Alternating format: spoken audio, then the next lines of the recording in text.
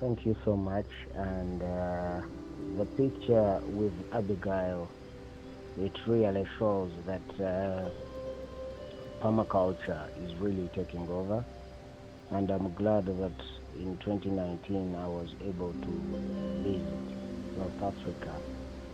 And it was on this day that I got an opportunity to meet Abigail and her colleague, representative from Oxfam, South Africa, that is from Diswa, with a white wrap. They welcomed me, and actually, I realized that permaculture could bring all people together because this was the day when they had their annual convention under their brand name Tutukana Agroecology and Permaculture Association. So I was glad that I was one of the keynote speakers and the main trainer towards permaculture hands-on and practical experience. I was glad that I had to share with them what I know about permaculture. Also, I'm glad that permaculture can also transform the people's lives, especially if we learn how to design in a more evaluated local on local farms, actually from time at a time, and that means that the groups would be tasked with envisioning small-scale intensive community gardens, as well as utilizing unused and unvalued strip of land on the edges of our community. So that means permaculture is really very keen into using the community resource, yes, and also to think global as well as acting local.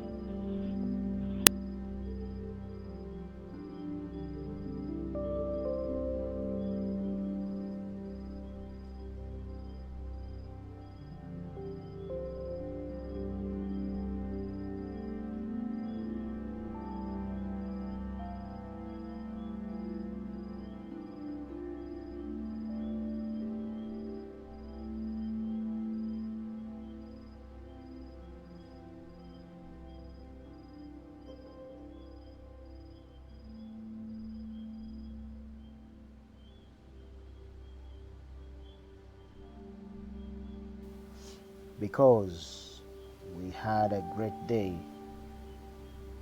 at Eastern Cape, we really ensured that we really do what we needed to do by constructing a community garden, which was something that was really so inspirational and very paramount. So, in this regard, we had to use everything that we had, especially the human capital, people who had turned up during the Tutukana Agroecology and Permaculture annual meeting. So through this event, we had to ensure that people would come up with that spirit of where others would learn from others by really understanding the role of permaculture and agroecology in securing the future, as well as securing the period that we really stayed at the training facility. So bringing communities together while also enhancing biodiversity was one of my core agendas during my presence in Eastern Cape, South Africa. So building community spaces was one of the cool ideas that I had to introduce to them, as well as learning their culture, how they really managed to come up with things like things like accessing the resources, accessing the waste, accessing the manpower to ensure that their garden is flourish, as well as keeping the environment green.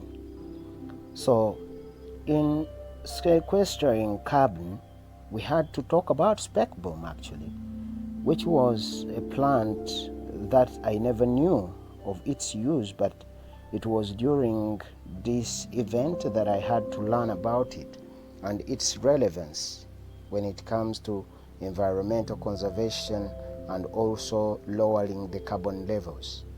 Also the learning of new skills where people had to do the mounds, where people had to do the ridges.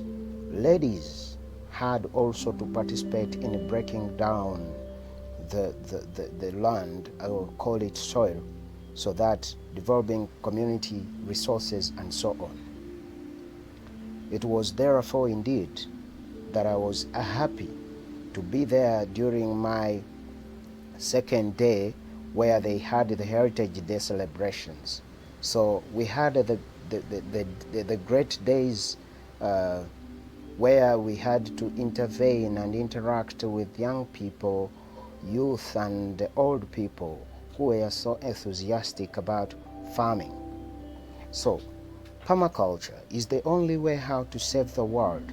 Permaculture is the only way how to create the society and the world that we need, because it teaches us about the culture and the spirit of togetherness, as well as working as a team and as communities. So permaculture gives us a model where we have to keep on making people rather than bringing people first or become after the process, but we rather look at how we empower people's lives, especially by entrusting them with the responsibilities.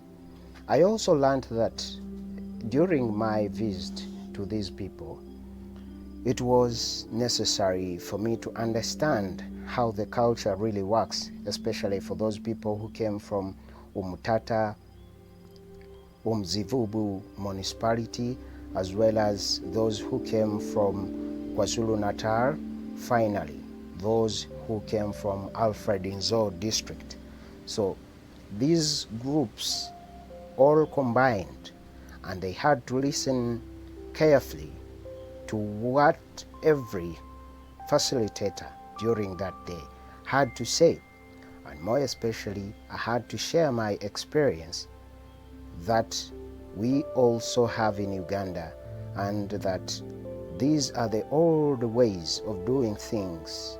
By embracing permaculture, we had all to come on a similar platform where we had to learn, unlearn, and relearn from each other.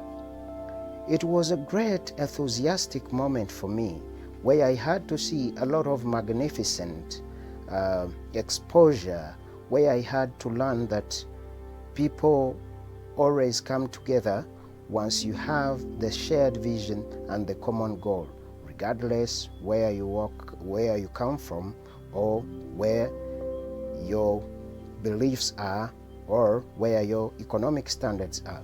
So in this perspective, we created a community garden. We planted several varieties of plants ranging from spinach, which is one of their favorite. We had also to put orchards. We had to do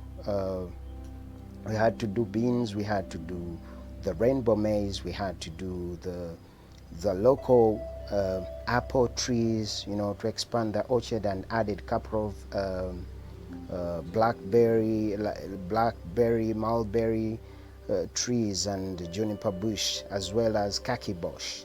So lots of students had to learn how to use tools as well, because we also had to look at the site first of all before putting it into the use, and then we transformed it into a resilient garden community.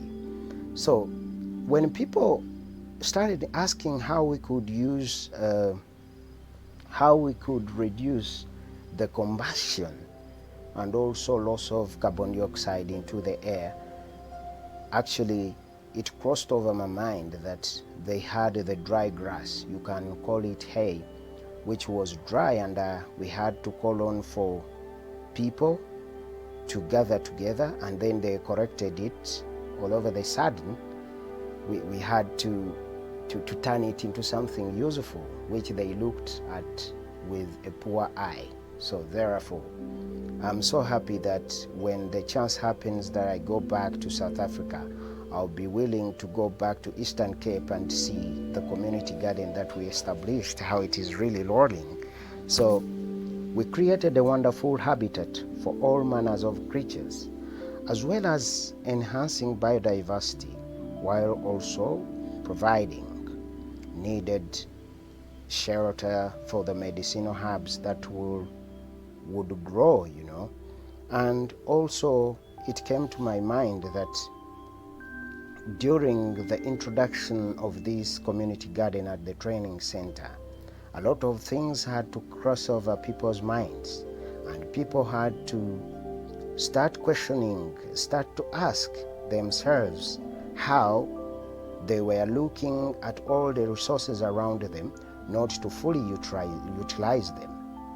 And I'm really so happy that this trip also opened my mind, also triggered my brain that members of the community could always get involved with the planting of the garden herb. We could always start community gardens.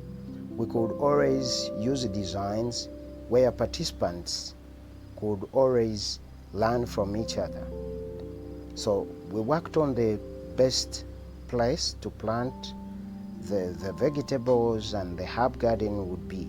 Then we went down to the site also to see how the location was, and also using pieces.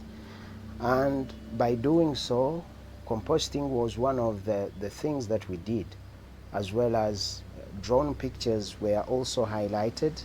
I'm so happy that designing from patterns to details was one of our things to do. So we also look at how people could always use the opportunity of being